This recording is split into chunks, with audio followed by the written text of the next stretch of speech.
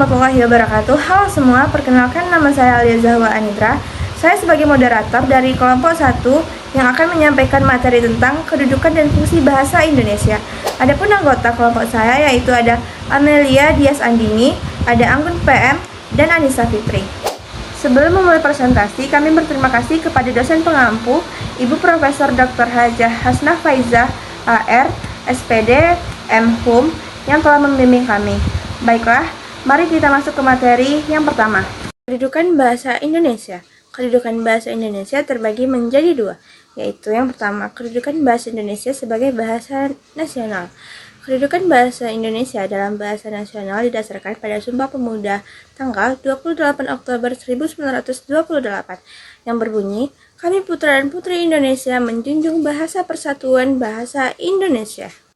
Yang kedua adalah kedudukan bahasa Indonesia sebagai bahasa negara. Kedudukan bahasa Indonesia sebagai bahasa negara dikukuhkan sejak Indonesia merdeka dan tertuang dalam Undang-Undang 1945 pada pasal 36 yang berbunyi, bahasa negara adalah bahasa Indonesia sebagai bahasa nasional. Fungsi bahasa Indonesia sebagai bahasa nasional terbagi menjadi 3, yaitu yang pertama alat perhubungan antar budaya dan antar daerah. Lalu yang kedua sebagai lambang kebanggaan nasional. Yang ketiga adalah lambang jati diri atau identitas nasional. Nah, yang kedua yaitu fungsi bahasa Indonesia sebagai bahasa negara. Yang pertama ada bahasa resmi negara. Artinya, setiap kegiatan kenegaraan dan pelaksanaannya itu harus menggunakan bahasa Indonesia. Nah, yang kedua sebagai bahasa resmi di lembaga-lembaga pendidikan. Maksudnya itu di Indonesia ini kan ada kegiatan belajar mengajar di sekolah atau di lingkungan perguruan tinggi. Nah, itu menggunakan bahasa Indonesia sebagai bahasa pengantar resminya.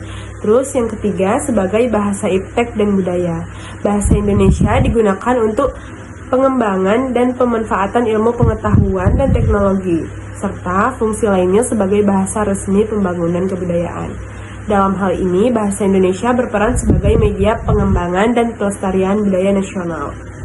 Mungkin hanya itu saja yang dapat sampaikan. Selanjutnya akan dilanjutkan oleh teman saya, yaitu Anggun PM. Saya Anggun PM dengan NIM 2401054. Saya akan menjelaskan apa yang dimaksud dengan bahasa baku dan fungsinya.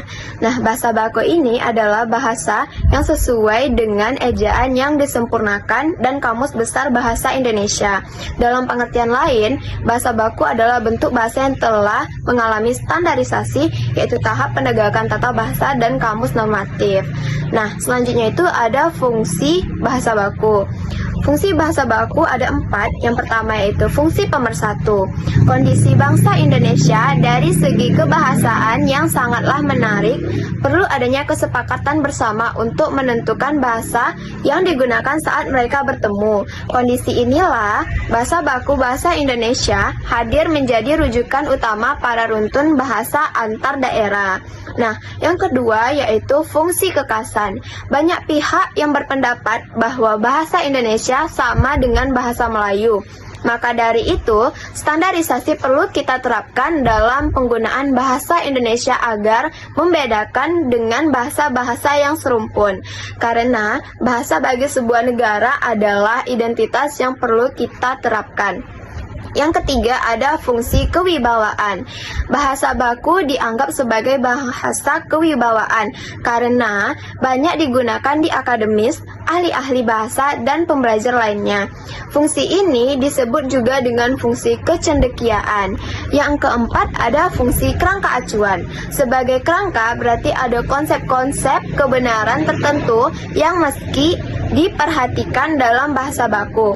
Dalam bahasa baku ada norma atau kaidah yang jelas, sehingga bahasa Indonesia baku layak menjadi acuan berbahasa seseorang. Perkenalkan, nama saya Anissa Fitri dengan NIM 2401055. Di sini saya akan menjelaskan tentang contoh-contoh dari kata baku dan kata tidak baku. Sebelumnya, bahasa Indonesia dibagi menjadi dua, yaitu dengan kata yang baku dan kata yang tidak baku. Kata yang baku biasanya ini digunakan saat acara-acara formal seperti upacara, seminar, dan lain sebagainya. Contoh-contoh dari kata-kata baku ini seperti saya, tapi kita biasanya memakai kata awak, dan lain sebagainya. Nah, perbedaan selanjutnya ini dari kata baku dan tidak baku, yakni kalau kata baku ini dipakai untuk acara resmi seperti untuk di berita, upacara, dan lain sebagainya. Kalau untuk kata tidak baku ini digunakan di kehidupan sehari-hari, di masyarakat, dan lain sebagainya. Nah, contoh selanjutnya dari kata baku dan tidak baku ini, kata tidak bakunya itu seperti lo, kau, ang. Nah, itu tuh sebenarnya kata bakunya itu adalah kamu. Nah, ada juga perbedaan dari kata baku dan kata tidak baku.